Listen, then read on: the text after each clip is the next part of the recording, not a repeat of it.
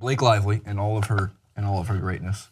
Big fan of Blake Lively. You like her a little bit. I do. Her and Jessica Alba, two celebrity crushes since I was, well, Blake Lively came along later. Yeah. But Alba since like 7 years old. Yeah, since Dark Angel. Yes. There she is. Oh God, she's too pretty. She's stunning. I don't even know what to do. I wouldn't even know how to say hello. Oh shit, she's delightful. Yeah.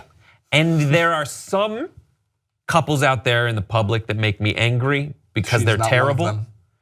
Then there's other couples that make me angry because they're so damn perfect. Yes. And it's her and her future ex-husband, Ryan Reynolds. Right. Because they're gonna break up and then I'm gonna just kind of head in there. You're gonna have to? I mean, just for her sake. Yeah, I think that, and I don't even like, what's his name? Dak Shepard. I'm not a huge fan of his comedy, but him and Belle are great. I think they've turned the corner because they're in these Target commercials or something where they're too cutesy, and I just want them to end. Like they play like Settlers of Catan. Yeah, And I don't like them. No, I'm fine with not liking them. You're not liking them. No, they're too much in my face. Jason Segel's with who though? Who's Jason Segel? Jason Segel? I I don't know. No, I'll look it up while you tell us the story. Sarah Marshall. There you go. So, Blake Lively's going to be an MMA fighter in a movie directed by none other than I think if I'm pronouncing Nick Cassavetes. Nick Cassavetes, which you know because he directed the Notebook. Boom. And what was the other one? Princess? No, not the Princess Bride. The Princess something, the Bride something. Cassavetes. He did something else. We have a couple quotes. There's a description of the movie in itself, which actually sounds like a pretty good movie. The action drama will be directed by Nick Cassavetes, switching gears from his biggest box office hit, The Notebook, and The Other Woman, which has nothing to do with a princess or a bride. The film centers on a single mother working 2 jobs and a former MMA fighter who must return to the cage in order to keep her son. I'm going to safely think that Blake Lively is playing that former MMA fighter. And now, but why? Why would Blake Lively be casted for this? Why not Ronda Rousey? She's not doing much nowadays. Well, she was cast in the reboot of Over the Top or something like that. Roadhouse. Roadhouse. Roadhouse got Roundhouse. She was cast in the reboot of Roadhouse, which got sidelined because she kept losing. Remember the Family Guy scene? Roadhouse. And he's going. So, but she was cast in a movie similar to this. Yes. And because of a number of reasons, one of which being that she started losing, they kind of backburnered the project. Else. I can't believe they didn't get Paige Van Zandt to do this. I thought that of all, like, Paige Van Zandt is gorgeous, and that's probably why the UFC gives her a lot of the fights that she does. She's just not objectively a great fighter. She's good. But she would have been perfect for this role because, like, she's also, I guess, fitting the casting call. If it was blonde, beautiful. Yeah, Jesus. Is that the casting call? That's it. Yeah, that's the casting call. Is that the casting? Is that how it works? You know, the character breakdown or whatever it is. Right. So, but WME has their hand in this because the WME owns a major stake of the UFC. Mm-hmm. Blake Lively and Nick Cassavetes are signed by WME, and it has to do. And I'm sure what you're going to see soon is they usually tap into some like big UFC trainer or MMA fighter to train. Right. So Blake Lively is gonna be this badass MMA fighter in a movie, and she's probably gonna get trained by somebody like, I don't know, Dominic Cruz or one of the bigger UFC, maybe Conor McGregor, who the hell knows? And they'll all probably drop in throughout and make their own cameos, everyone from that world, because something that you want when you're making movies like this that sometimes backfires is that street cred.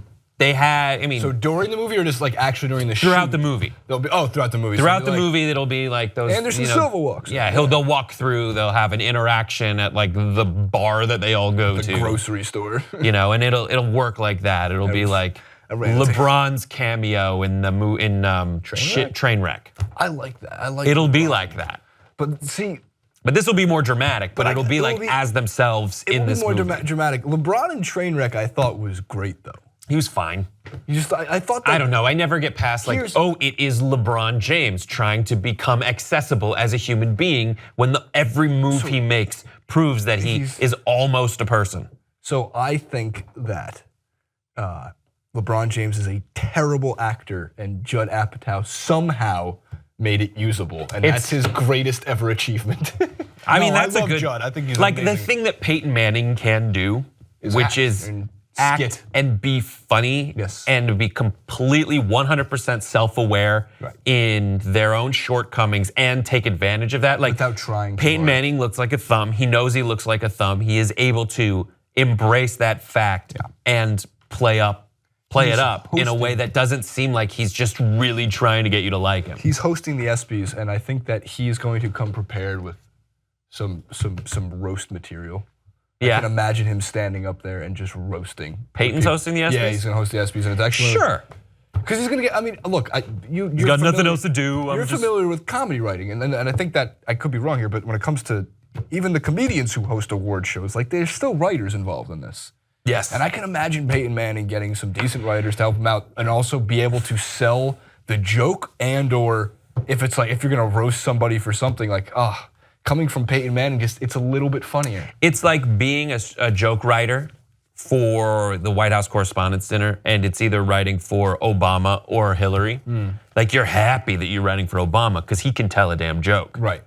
That's why you're happy to write for Peyton because he can tell a damn joke. But if you have to write for LeBron, I'd be like, all right. And it's like Drake. It's like Drake's a rapper, but Drake can pull off a comedic thing because he's also an actor, and he's good and understands how people think about him. So when he hosted the ESPYs, I freaking loved that. I thought he was amazing. I thought he did a very good job hosting the ESPYs. And I don't know. He's also hosting like the NBA awards show where they're gonna announce the MVP because now we wait until next year to discuss who the NBA MVP. Just give it out in the last game of the regular season. Save everyone some time. I like it though. I like it at the end because when they gave it to Steph, he played like shit for 3 games or 2 games or something. Oh, and then they go, "There's the MVP." Yeah, and I don't know.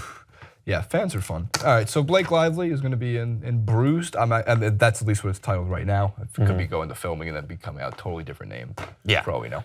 But I don't know if it's going to be like The Notebook. You can bring your girl to it. That's a win-win for every couple in America.